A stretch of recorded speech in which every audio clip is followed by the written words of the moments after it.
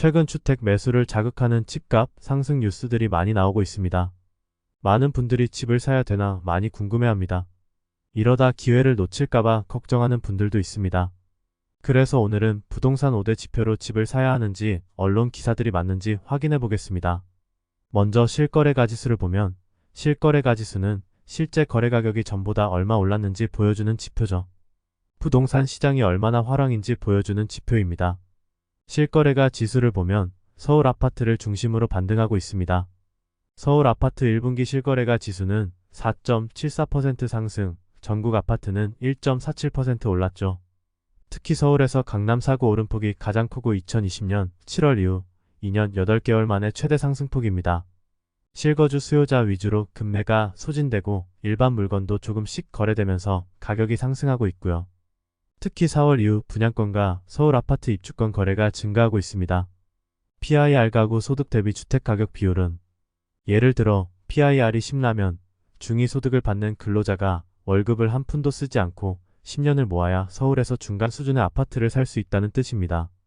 PIR 수치가 낮을수록 주택 실수요자의 주택 구매 여력이 높은 것으로 보면 됩니다. 2008년부터 장기 PIR 자료를 보면 서울의 경우 2014년 9가 최저점이고 2021년 18로 최고점입니다. 전국으로 보면 2013년, 2014년이 4.9로 14년 최저점이고 2021년이 6.9로 최고점입니다.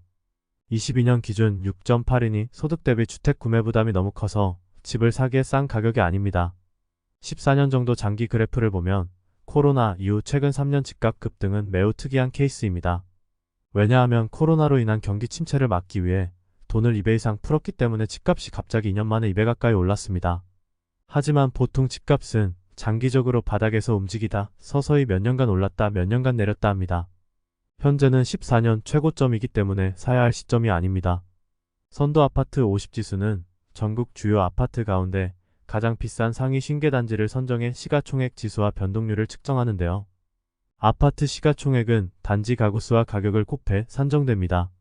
KB선도 아파트 50지수는 올해 5월 0.1% 상승했는데요. 지난해 6월 0.06% 상승한 이후 하락세를 이어오다 11개월 만에 상승 전환했습니다. 대장주 아파트 가격이 오를 때 전국 아파트 매매 가격은 오히려 내렸는데요. 다른 통계인 5월 전국 주택 매매 가격은 95.7로 22년 이후 계속 하락 중입니다. 서울 아파트 매매 가격도 전월 대비 0.87% 하락했다. 주택 종합지수는 2020년 초반까지 90 이하에서 횡보하다 2020년 초반부터 코로나가 터지면서 시중 통화량이 2배 이상 늘어나며 2022년 상반기까지 폭등했습니다. 22년 상반기 정점을 찍은 후 하반기부터 하락하기 시작해 23년 5월까지 반등 없이 계속 하락 중입니다. 2003년부터 20년 동안 장기로 그래프를 보시죠. 2003년, 20년 동안 주택 매매 가격 지수를 보면 2005년, 2008년까지 3년 동안 급격히 오릅니다. 그리고 보합 및 조그마한 상승을 보이며 조금씩 오릅니다. 그러다 2020년 초반부터 코로나로 인한 시중 통화량이 2배 이상 늘어나며 아파트 가격이 급격히 올랐다가 최근 계속 하락하고 있습니다. 코로나 이전 90 이하에서 22년 상반기 몇 개월 104.8을 찍은 후 현재 5월 95.7까지 계속 하락하고 있습니다. 장기 그래프에서도 보시면 아시겠지만 주택가격이 20년 동안 크게 폭등한 경우는 딱 2번 있었고 한 번은 2005년부터 약 3년간, 최근 코로나 때는 약 2년간 올랐습니다. 그리고 대부분의 기간인 약 15년 동안은 하락하거나 수년간 횡보하거나 서서히 상승하였습니다. 최근 집값 상승 뉴스에 혹시 매수 타이밍을 놓치는 것은 아닌지 불안하신 분들이 많으실 텐데 너무 걱정하지 않으셔도 됩니다. 부동산의 특성상 오르더라도 천천히 오르고 대부분의 시간은 횡보합니다.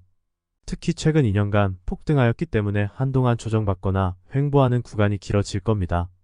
그러니 더욱 조급해 하실 필요가 없습니다. 지역별로 입지가 좋은 단지는 가격이 유지되거나 오르지만 대부분의 지역은 하락세라고 보면 됩니다. 최근 언론에서 강남 3구, 용산, 송도, 동탄 등 입지 좋은 대장주 아파트 위주 가격 상승 뉴스를 전국이 다 오르는 양 보도하는데 실제 사실과 다릅니다. 주택시장도 수요와 공급에 따라 가격이 결정됩니다. 아파트 수요는 지역별로 거의 한정되어 있는데 공급이 늘어나면 당연히 가격이 오르기는 힘듭니다. 그래서 미래 주택가격을 결정할 대표 지수인 주택 공급량이 중요합니다. 올해 하반기 예정된 전국 아파트 입주 물량은 16만 5,887가구다. 올해 상반기 14만 3,351가구보다 16%, 지난해 하반기 14만 4,886가구보다 14% 각각 많고요. 특히 미분양 물량이 여전히 많다는 점이 변수입니다. 국토교통부가 발표한 4월 주택 통계에 따르면 지난 4월 말 기준 전국 미분양 주택은 총 7만 1,365가구로에 달한다. 4월 미분양 물량은 국토교통부가 제시하는 위험선인 6만 2천 가구를 훌쩍 넘는다. 또 공사가 끝난 뒤에도 분양되지 못해 악성 미분양인 준공후 미분양은 8,716가구로 전월보다 오히려 0.8% 증가했어요. 2021년 6월 9,008가구 이후 가장 높은 수준입니다.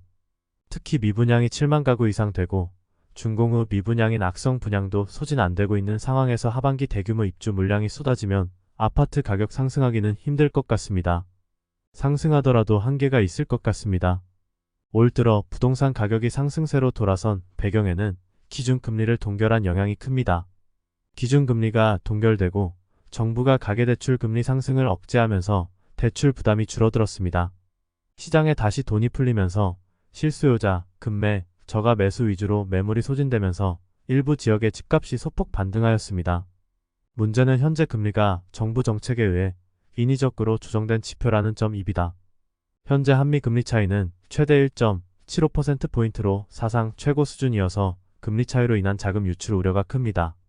세계 채권 시장에서 투자자들은 미국이 한국보다 더 안전하다고 여기기 때문에 한국 금리가 미국보다 낮은 상태가 오래 지속되면 한국에서 자금이 빠져나갑니다. 그래서 한국은행이 금리를 결정할 때 항상 미국 금리를 참고해 금리를 결정합니다. 미국 연준이 현재 수준에서 기준 금리를 더 올린다면 한국은행도 채차 금리 인상을 고려할 수밖에 없기 때문입니다. 한국경제뇌관이라 불리는 가계대출 증가도 한국은행 고민을 심화시키는 요인이다. 대출 금리가 3%에서 4%대로 내려앉으면서 가계대출 규모가 커지고 있다. 가계대출 문제를 해결하기 위해 한국은행이 금리 인상 카드를 다시 꺼내들 확률이 높다. 1분기 세계 34개국의 국내 총생산 GDP 대비 가계부채 비율에서 한국이 102.2%로 가장 높았죠. 홍경식 한국은행 통화정책국장은 최근 하는 공식 블로그에 올린 글에서 주택가격 수준은 여전히 고평가됐고 GDP 대비 가계부채 비율도 주요국 중 가장 높은 수준인 점을 고려할 때 장기적 거시경제 안정을 위해서는 앞으로도 디레버리징 빚을 상환하는 것이 꾸준히 지속될 필요가 있다고 강조했습니다. 최근 일부 지표는 집값이 소폭 반등했지만 서울 아파트 기준 거래량은 약 3,000건 수준으로 평상시 거래 건수인 6,000건의 약 50% 정도 밖에 되지 않습니다. 따라서 이 거래량으로 집값이 확실히 오른다고 장담할 수도 없습니다. 여러 가지 부동산 지표를 비교해보며 과거 가격 추이 등을 확인해 투자해야 합니다. 내 재산은 내가 공부를 통해 지켜야 하고 불려나가야 합니다. 국가나 언론, 건설사가 절대 여러분의 재산과 투자를 책임져 주지 않습니다. 구독과 좋아요 눌러주세요. 구독과 좋아요는 영상 제작에 큰 힘이 됩니다.